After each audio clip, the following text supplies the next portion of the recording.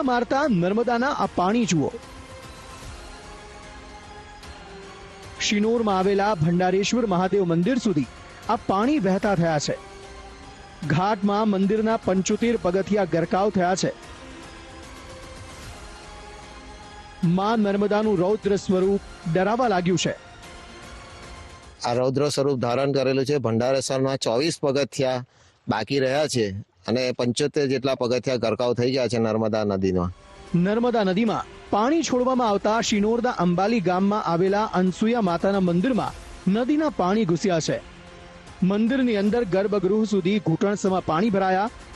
અહીં રહેનારા લોકોની એવી શ્રદ્ધા છે કે નર્મદાના પાણી અનસુયા માતાજીના મંદિરે આવી દર્શન કરે તે વર્ષે જગતના તાતને લાભ થાય છે।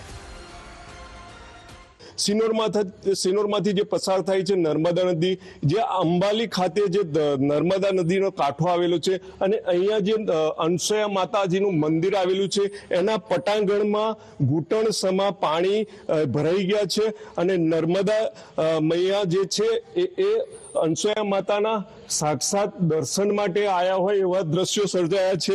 અને આપણે કહેવાય છે કે દર સાલ જે ડેમમાંથી પાણી છોડવામાં આવે છે અને આવી જ રીતના નર્મદા મૈયા જે અનસુયા માતાને મળવા આવતા હોય છે અને આવા